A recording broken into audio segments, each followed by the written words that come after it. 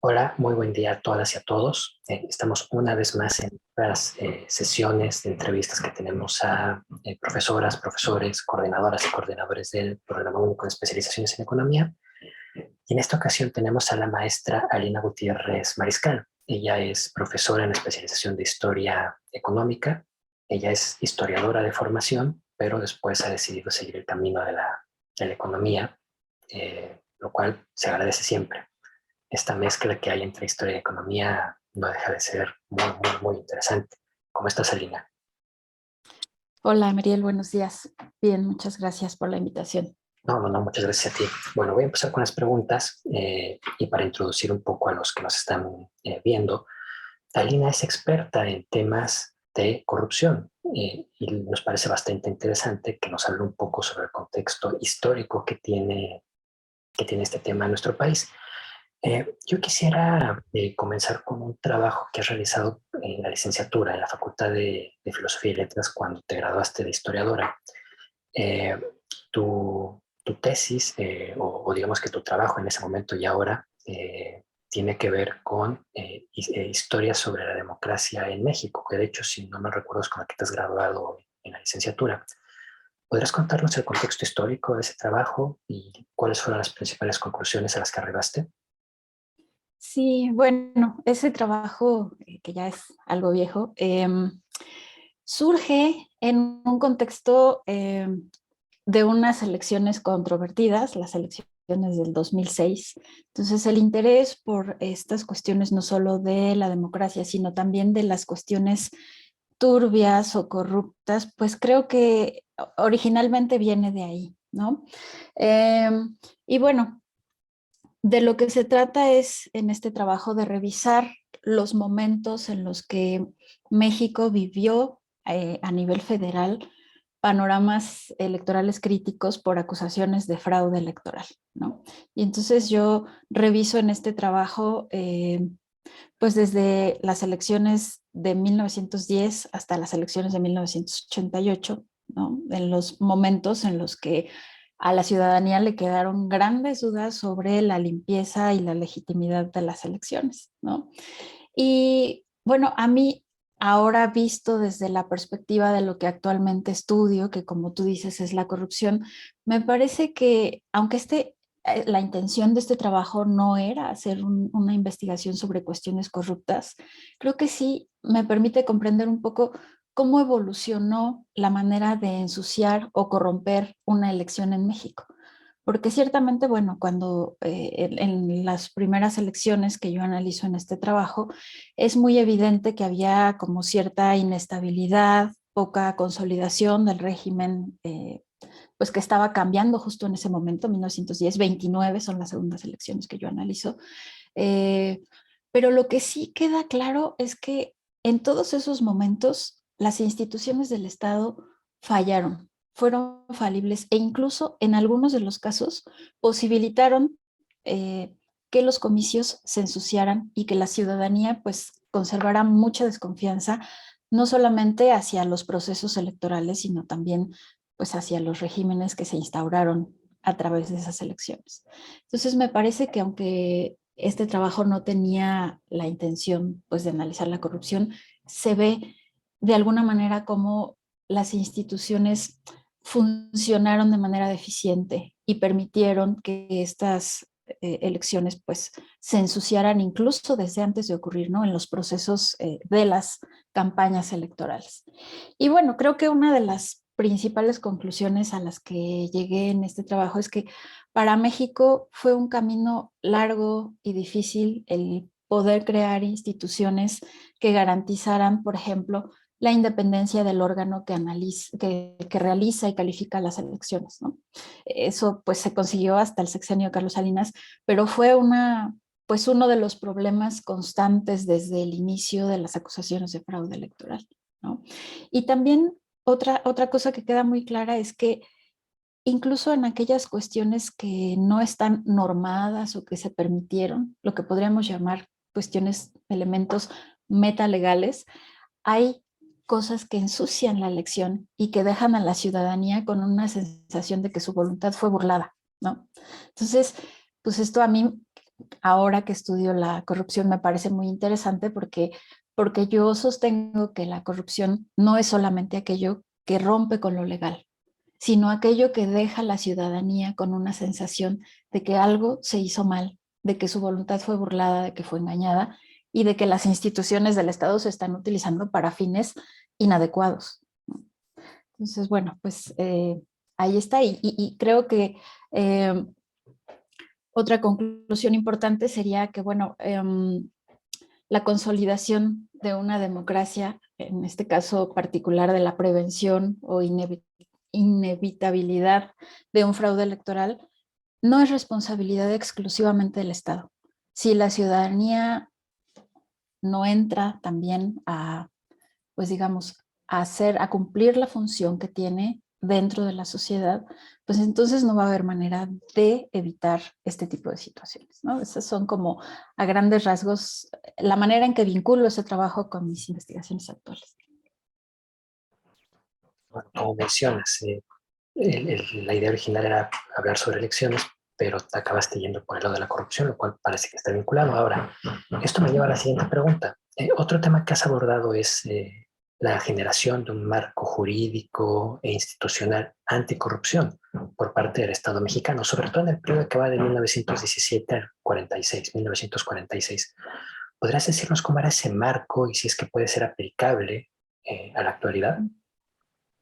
Claro, bueno, en ese trabajo que tú mencionas, que es un artículo que se publicó ahí en la especialización de Historia Económica, eh, yo tenía la intención de hacer una revisión de cómo ha ido construyendo el Estado mexicano su marco jurídico, eh, no solo jurídico, sino también institucional, para prevenir, detectar y sancionar la corrupción a lo largo de, digamos, el México moderno y contemporáneo, ¿no? Entonces, aunque el título se enfoca, y bueno, el trabajo se enfoca en el México post-revolucionario a partir de la Constitución de 1917, también hice una revisión de las legislaciones del siglo XIX.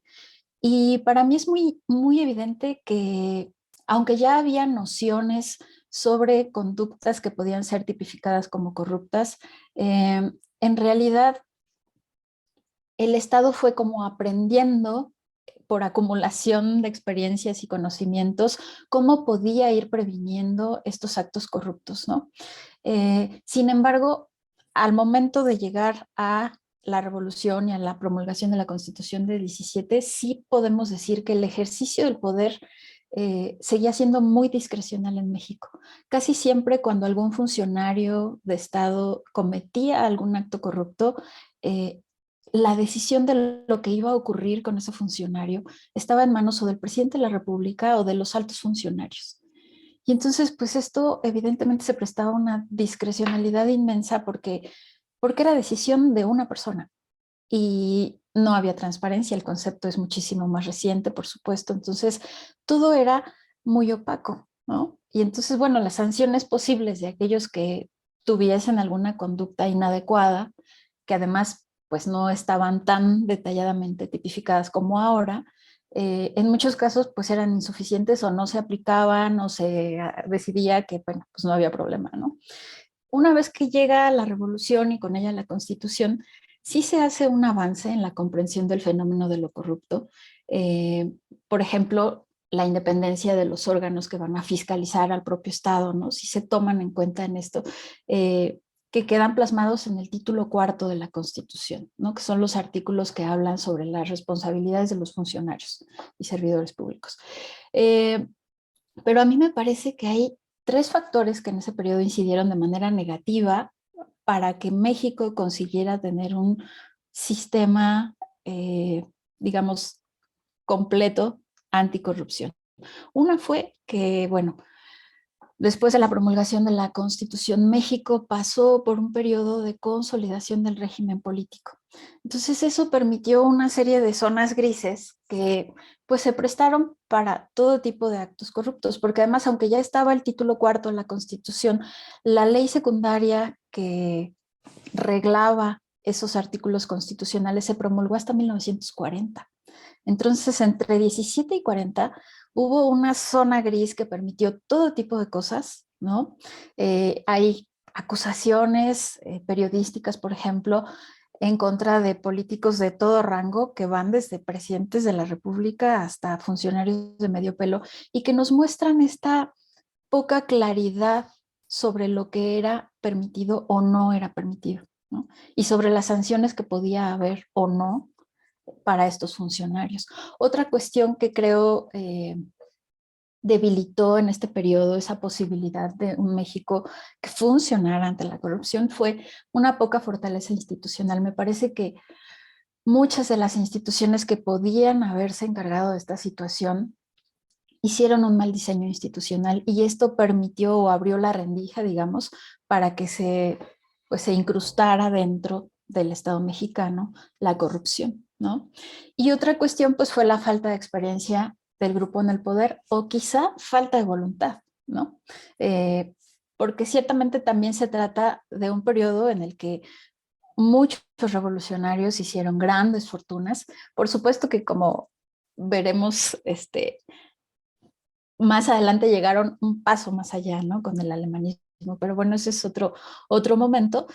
Y a mí me parece que en este contexto lo corrupto creció en los lindes de la legalidad, pervirtiendo en muchos casos a las instituciones desde dentro. Y bueno, yo lo que creo es que hoy lo que tenemos es un acumulado de conocimientos y experiencias que viene desde estas primeras experiencias en México de control interno, de fiscalización, de anticorrupción, que sí nos han aclarado este fenómeno de lo corrupto y cómo funciona, pero también creo que todavía falta definirlo mejor. Los autores especializados en el tema dicen que la manera en que definimos la corrupción importa porque a partir de eso es como diseñamos las medidas que van a prevenirla, detectarla o sancionarla, ¿no? Entonces sí creo que la comprensión en torno al fenómeno de lo corrupto resulta fundamental, pues desde aquella época hasta la actualidad. Sí, sin duda, como mencionas, bastante importante el cómo se define esta variable, este tema, ya que como mencionas, ahí está el poner un alto o sancionar. Ahora, siguiendo con esta parte, dentro de la especialización en historia económica, te encuentras impartiendo la asignatura de Historia de la Corrupción en México, análisis desde las instituciones. Ahora, a partir de esto, me gustaría preguntarte, ¿cómo es que dirías que ha evolucionado el fenómeno de lo corrupto en el México contemporáneo? ¿Y por qué es importante abordar el tema desde la historia económica y las instituciones? Bueno, yo creo que el fenómeno de lo corrupto ha evolucionado en México a la par de las instituciones y las leyes. Eh, lo corrupto pareciera que siempre va un paso delante de las leyes que se hacen para combatirlo. Encuentra su cauce como el agua, ¿no? Y quien está buscando pues cometer este tipo de actos ilícitos siempre encuentra la manera, el recoveco, la zona gris de la ley para poder actuar de esa manera. De hecho, la propuesta principal, la hipótesis principal de la investigación doctoral que ahora estoy llevando a cabo, se funda en que la corrupción ha funcionado como una institución informal, esto hablando en términos del neoinstitucionalismo de Douglas North, ¿no? Ha funcionado como una institución informal que ha cumplido funciones que correspondían al Estado, pero que el Estado no ha podido cumplir, ya sea por mal diseño institucional, por falta de personal, por falta de recursos, por falta de voluntad política. Y entonces la sociedad encuentra en los actos corruptos una manera de suplir ciertas necesidades que el Estado debería estar supliendo, pero no lo hace. Y entonces, pues esta resulta ser un mecanismo de sustitución del Estado, precisamente, ¿no? Y creo que por esas funciones que la corrupción ha venido cumpliendo dentro de las instituciones a lo largo del tiempo, es que ha sido tan complicado combatir el problema, porque forma parte misma de las entrañas institucionales del Estado.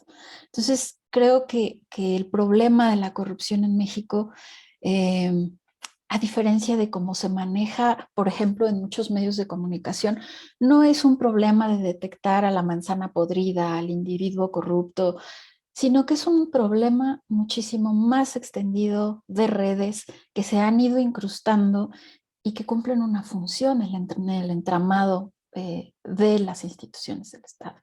Entonces, bueno, yo sostengo que el problema, que tiene efectos terribles en la vida política, económica, social, debe ser analizado, sí, desde la economía, por supuesto, pero desde una perspectiva histórica, porque es un problema que, afirmo yo, hunde sus raíces en el México postrevolucionario. Lo que estamos viviendo ahora comenzó en ese pasado, y comprender cómo se desarrolló el fenómeno de lo corrupto, cuál es su naturaleza y cómo ha funcionado al interior de las instituciones, es lo que nos va a permitir eh, justamente pues admitir que está ahí para empezar, ¿no? Que es una cuestión bien difícil porque pues desde la política pocos funcionarios realmente quieren admitir que hay corrupción endémica en las instituciones que están a su cargo, ¿no?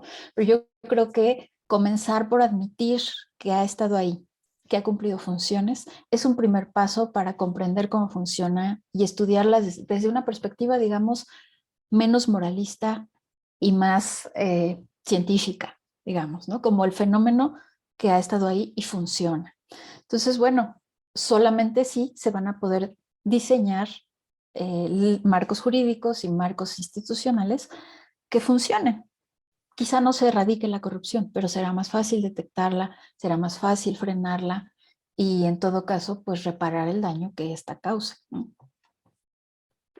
Ok, ahora, siguiendo con esta parte institucional de la historia y de la corrupción y tratando de enlazar este tema con, otra vez, con tu tesis de licenciatura, lo cual me parece muy interesante. Se puede buscar en TESIUNAM para que la lean, de verdad, no tiene desperdicio alguno. ¿Cómo describirías el papel que jugaron la corrupción y las instituciones en las elecciones en el 29, en el 40 y en el 88 del siglo pasado? Bueno, como te decía hace un momento, aunque no fue un trabajo que buscaba centrarse en lo corrupto, me parece que las condiciones imperantes en cada caso, particularmente el marco institucional y legal, fueron lo que posibilitó que estos comicios, cada uno de ellos, se ensuciaran de la manera en que lo hicieron, ¿no? En 1929, por ejemplo, pues la poca madurez que el régimen postrevolucionario tenía, el Partido Nacional Revolucionario estaba recién fundado, sin embargo, las figuras de los caudillos pues seguían teniendo una preponderancia enorme, ¿no? Eh, y ya el periodismo de esa época hablaba pues de una aplanadora, ¿no? Entonces, bueno, pues creo que se hace evidente. En 1940, por ejemplo, una de las cuestiones que también se hizo evidente y que se salió de la norma y de lo que debía ser fue la injerencia ilegal de los grupos empresariales en las elecciones, ¿no? Eh, Sin este grupo de empresarios, probablemente el candidato no habría sido Manuel Ávila Camacho. Y probablemente, quién sabe, Juan Andreu Almazán, que era el opositor más fuerte de Ávila Camacho, si hubiera tenido el respaldo de los empresarios, podría haber ganado las elecciones, no lo sabemos, ¿no? Pero sí, ciertamente hubo una alianza conveniente para ambas partes entre el Estado y el empresariado, ¿no? Para, pues digamos, sacar de la escena política al candidato opositor más fuerte. Incluso al candidato opositor de Ávila Camacho al interior del partido, que era Francisco Mujica, ¿no? Entonces se frenó su candidatura y llegó al poder una figura favorable a los intereses del sector empresarial. Y bueno, en un contexto mucho más complejo, en 1988, pues la incidencia del sector empresarial en el rubro de la política, en un contexto de desregulación, adelgazamiento del Estado, pues fue evidente esta intervención pues ilegal de los empresarios, de los medios de comunicación e incluso de las propias instituciones, ¿no? Que terminaron no esclareciendo lo que pues lo que la ciudadanía pedía se esclareciera, ¿no? La Comisión Nacional Electoral, creo que sí se llamaba así, de la Secretaría de Gobernación, pues terminó dando por buenas unas elecciones y además destruyendo rápidamente toda evidencia, ¿no? Las boletas electorales. Entonces, pues sí me parece que las instituciones del Estado sancionaron, validaron de alguna manera estos procesos que se ensuciaron desde antes del día de las elecciones, pues desde la elección de candidatos, las campañas electorales, cómo se ensució a los opositores, todas estas cuestiones que sin duda pues se salían de lo legal, incluso en el momento inicial allá en 29, ¿no? Ya no digamos en 88, que era completamente turbio y sucio hacer ese tipo de cosas, ¿no? Okay. Ahora, para finalizar, me gustaría aprovechar todo lo que has explicado hasta ahora y si tú consideras que hay algún momento de la historia nacional en que la corrupción se haya institucionalizado en México y de ser así, bueno, ¿cuáles serían los efectos que ha tenido para el país, incluyendo la parte económica? Pues sí, yo tengo la hipótesis de que esta corrupción institucionalizada en México lo hizo en el sexenio de Miguel Alemán. ¿Por qué digo? No es que antes no hubiera habido corrupción, sin embargo, me parece que la llegada al poder de esta élite alemanista, Miguel Alemán y sus amigos cercanos, que además es interesante saber que la mayor parte de los secretarios de Estado en este sexenio fueron amigos desde la preparatoria de Miguel Alemán, ¿no? O sea, era un grupo de poder muy cohesionado, con una unidad interna muy fuerte, ¿no? Y cuando ellos llegan al poder, México ve llegar una nueva manera de hacer corrupción.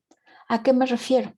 Eh, ya no es una corrupción que rompe lo legal, que intenta robar poquito, de hacer cosas debajo del agua.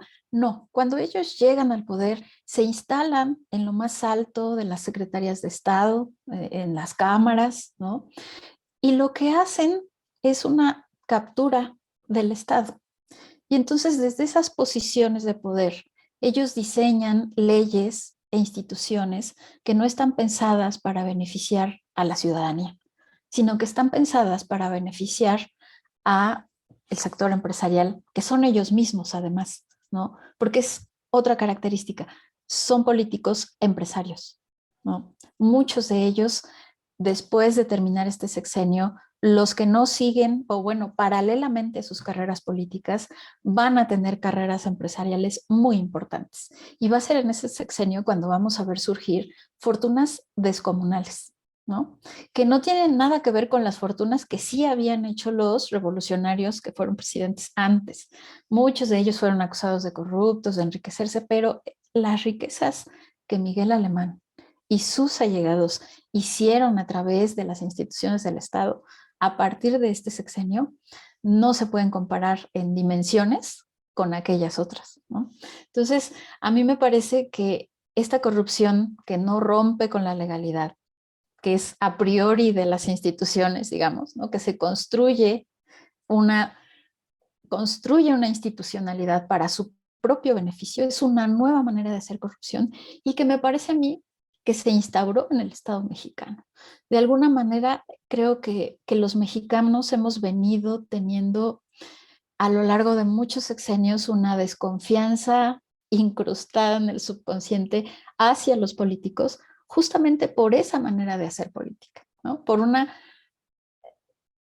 pues digamos, un grupo de poder que llega a las instituciones del Estado, que toma la presidencia y que se beneficia de alguna manera durante ese sexenio o los que tengan el poder, ¿no? Y sabemos que, bueno, pues el PRI estuvo en esa condición casi todo el siglo XX, ¿no? Bueno, prácticamente todo el siglo XX.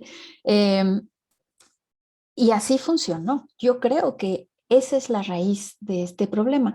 Y los efectos, bueno, pues los hemos venido viviendo cotidianamente en lo micro y en lo macro, ¿no? Cuando en una sociedad, y esto, bueno, es un análisis de especialistas dedicados a estos temas, cuando en una sociedad imperan la impunidad y la corrupción se vuelve algo habitual, que se ha normalizado, se genera entre la población una sensación de inseguridad, un ambiente de depredación. Y entonces las personas llegan a sentir que tienen que ver por sí mismos y por los suyos, al coste que sea, ¿no? ¿Por qué? Porque dan por sentado que todo mundo va a romper la norma, que todo mundo va a hacer gandalla. Y entonces la gente se siente con el derecho de también romper la norma, porque aquí es un sálvese quien pueda, ¿no? Entonces esa, pues, descomposición, digamos, social, ese rompimiento del sentido de comunidad, por supuesto que afecta muchísimo, pues, a la política, a la vida en común, a la educación y por supuesto a la economía, ¿no? En un país donde existe la corrupción, pues la inversión se ve inhibida, se generan pérdidas económicas, no solo para el Estado, sino también para las empresas privadas, se socava la credibilidad en las instituciones y en los políticos, es decir, no hay un lugar seguro. La gente siempre tiene desconfianza. Y entonces creo que pues hay que reconstruir ese entramado social, político que permita un ambiente adecuado para la inversión, para el crecimiento, para las relaciones en lo público, ¿no? La ciudadanía, el ejercicio de la ciudadanía. Entonces sí, sí creo que aunque se han hecho montones de estudios desde diversas disciplinas de lo corrupto, creo que analizarlo desde el aspecto de la historia económica e irnos un poco hacia atrás para entender cómo ha funcionado, pues nos puede servir pues para entender más el asunto y quizá, tal vez, siendo muy ambiciosa, encontrar pues alguna solución, ¿no? Al menos comprensión. La idea es, obviamente, encontrar alguna solución. Ningún país puede vivir Yes. toda su vida metido en un problema como el que tenemos de corrupción. Pero bueno, me dio mucho gusto, Elena, que hayas aceptado, que nos hayas contado un poco sobre este tema. Y yo espero que no sea la última vez, sobre todo porque mencionaste muchos temas, digamos que paralelos a lo que te fui preguntando, que bien pueden ser pues un nuevo tema para volvernos a juntar y que nos platiques. Yo la verdad espero que no sea la última vez, por favor. Espero que así sea, Ariel. Te agradezco mucho la invitación y ha sido un gusto estar aquí. No, gracias, Elena. Y bueno, seguiremos en contacto y espero que no sea la última vez. Gracias a todos los que nos han visto. Muchas gracias, Elena. Hasta luego.